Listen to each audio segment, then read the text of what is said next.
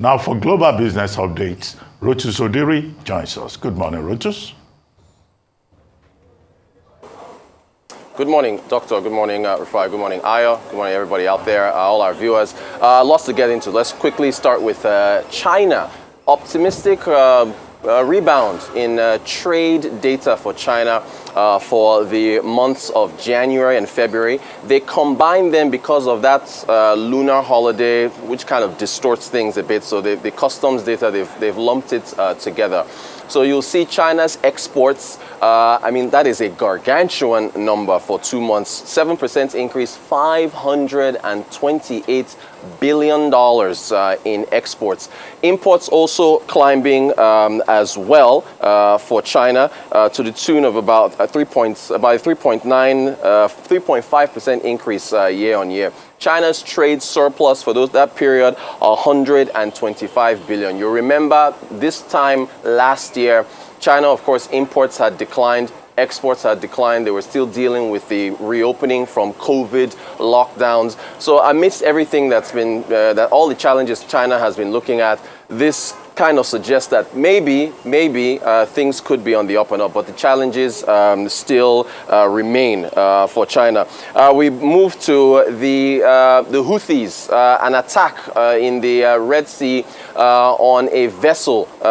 True Confidence, I believe, is the name of the vessel. A missile attack hit that vessel. The U.S. said 3 people were killed. 4 crew members were injured. The vessel was abandoned, and the Houthis are taking responsibility for it. Oil prices, I think, climbed on the news. Oil prices, though, they were also encouraged by the China trade data, especially the imports climbing. So there's a mix of geopolitical concerns, with China being one of the largest, or even not the largest importer of commodities, oil, and so on and so forth. So that mixed in. I think oil is about $82 a barrel. But you continue to see geopolitical concerns, particularly with the Houthis maintaining their attacks. The U.S. said they're going to hold them accountable. Does that mean there will be a response? We'll have to see what happens. Let's go to Europe. Christine Lagarde, the European Central Bank, due to give their interest rate decision later today. It is expected that they will hold rates steady. Again, Christine Lagarde has been very adamant that there will be no rate cuts unless the data shows that inflation is decelerating at a pace that the ECB is happy with. And so, and then which is 2%, of course.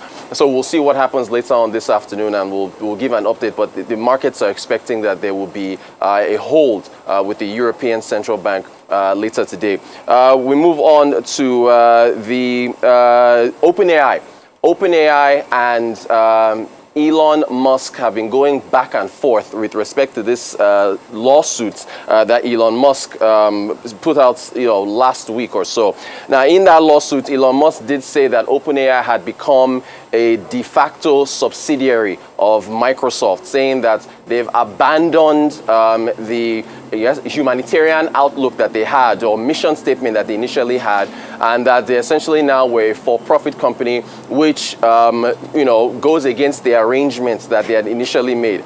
Well, okay, so the quote says OpenAI has been transformed into a closed source de facto subsidiary of the largest technology company in the world, that is Microsoft, and essentially they've backed out. Now, OpenAI did release emails from Elon Musk contradicting what he said. The first of the statements says, when starting OpenAI in late 2015, Greg and Sam Altman initially planned to raise $100 million, but Elon said in an email, we need to go with a much bigger number in order not to avoid sounding hopeless. And he says, I think we should say that we are starting with a $1 billion funding commitment. Then they further said that in late 2017, they had decided the next step was to create a for-profit entity, and that Elon Musk wanted a majority equity, initial board control, and to be CEO. And in the middle of making all those demands, he held up funding on his end. So you can see that this back and forth is going to continue between these entities. To leadership, Trump, of course,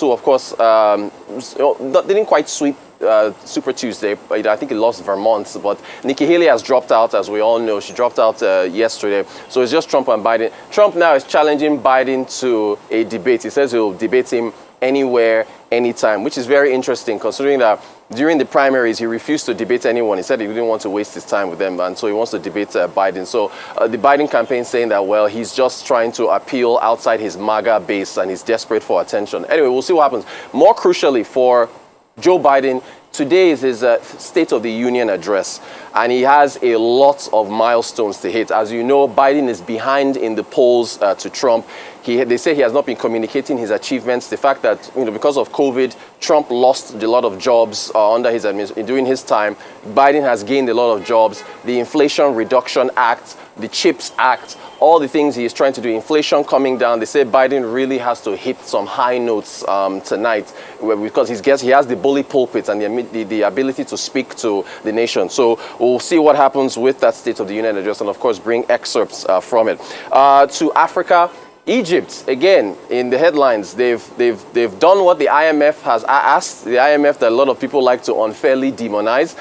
They've unlocked $8 billion, which I think is higher than what they were initially looking for the IMF. So earlier, we talked about the 35 billion, or rather, which is a full 150 billion investment from the UAE, 35 billion upfront. Egypt devalued the pound by about 38% earlier this week. They hiked interest rates by 600 basis points, raising interest rates. It's expected to stoke inflation. Where have you heard this story before? And they've now gotten an $8 billion loan now from the IMF. So between the amount of money from the UAE, also from the IMF, they're expecting that this will hopefully get more investors to come into Egypt and stabilize the Egyptian pound. We get to Nigeria.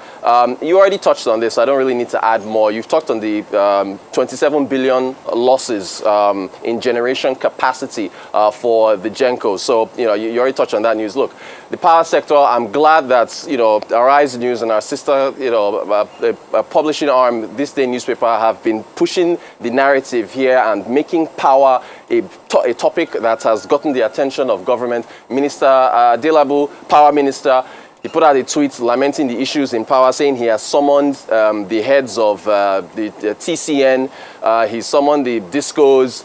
These government officials, they always summon people, but you never quite hear what the outcome of the summons is. But still on power, Tony Elumelu granted an interview with Bloomberg, saying, look, the power sector needs to be revamped. Of course, Tony Elumelu has been in the headlines because of the listing of Transcorp Power on the Nigerian exchange. On the Global Business Report, we had Owen Omogafo yesterday, of course, the CEO and Group CEO of Transcorp Group, which of course is the conglomerate that houses Transcorp Power that was spun out. She also talked about the power issues and how things need to be revamped. It's the TCM. TCN needs to be privatized. I don't know what the government is waiting for. They've alluded to it. Let's see what happens, because there's a lot of that wheeling capacity that is trapped in there, which of course are part of the losses that Aya talked about. And then I need to correct some stats from yesterday. The electricity stats that I was talking about, where I brought up the fact that there are only 11.5 million customers, 5.6 million metered customers, about 6 million estimated customers. Those are households. I have to clarify that, not individuals. They are households. So those figures are for households, which of course has like 3-4 individuals there. That is our updates for today. A couple of things, Rotus. I'm still expanding my smoothie anyway. But I mean, with due respect, Super Tuesday was for Trump. Trump shellacked, like you Americans will say, shellacked Nikki Haley in that. If you go and check the delegate count after Super Tuesday, Trump is 1,031 delegates. He needs 1,215 to be presumptive nominee. So Super Tuesday favored Trump. Second thing about TCN, I get your point about privatizing, but let's also be careful. I've also heard people make arguments as regards, national security, energy security, as regards the grid and just putting the grid and all of that. We all tried this Manitoba hydro thing at some point, and we all see how that worked, the dilly-dallying as regards it. I think most importantly is to be able to strengthen the grid, and it goes back to that Siemens deal. Because the losses the people in the power sector are making now is because there's a capacity to produce the power, but how can you evacuate and put on the grid when the grid doesn't have the capacity to take this? I mean, we've had grid collapses like days in this country. So that's the conversation we should have. I don't know where we are as regards that Siemens deal, or where we are as regards other deals to be able to capacity of the grid, and then take it forward. And also the feedstock for energy, which is gas. I think we have about a 1.3 trillion debt as regards that, and also the subsidies about 2 trillion. That makes about over 3 trillion. Those are the encumbrance costs we also need to sort out. But most of the problem is the grid. Once you can fix the grid and then also increase capacity, or pretty much decentralize the grid, as it were, that's another part of the conversation. I hear we need to go.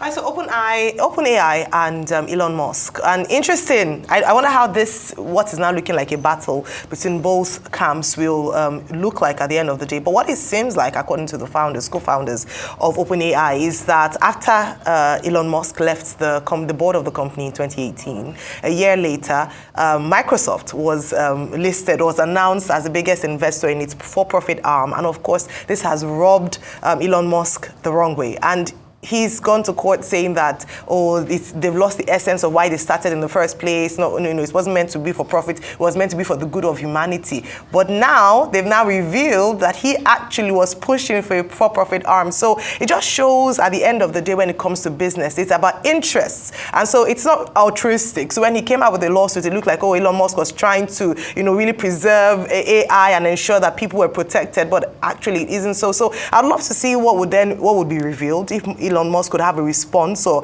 a reply to what OpenAI has now revealed in terms of his emails as far back as 2018, and to see how that would pan out. But at the end of the day, interests.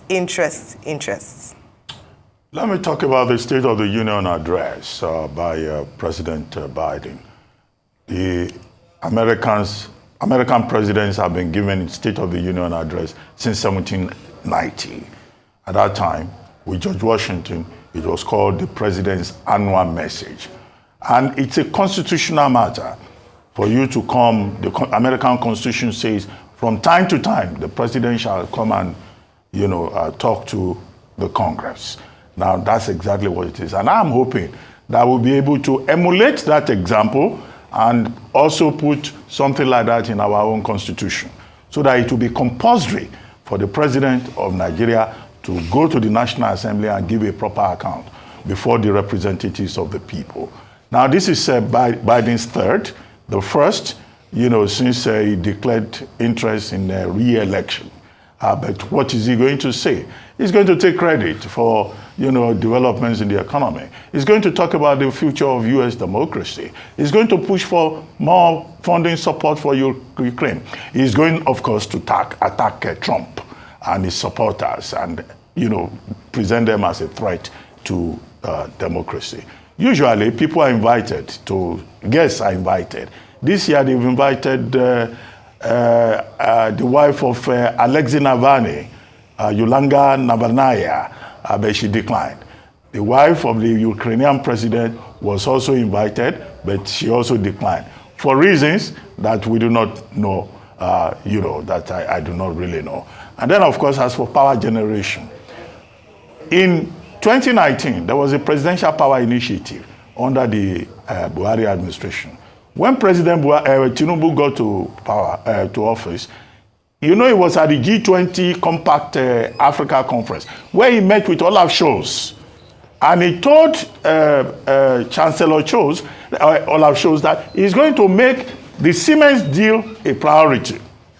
Briefly, the Chancellor of Germany reminded the president that, look, Siemens AG has the capacity for generation, but that Nigeria should take up follow-up action and address the issues of administration and other bottlenecks that are there. And President Tinubu gave a promise. All the issues in that power sector cannot be resolved by the minister threatening to withdraw licenses, even if he takes away licenses. If those issues are not addressed, those problems will still be there about infrastructure, about decentralization, about providing an investment climate and an enabling environment for DISCOs and GENCOs and the transmission company of Nigeria to function well. Enough of the trading of blames, which is the major obstacle as well in that sector. Thank you very much, Rotus.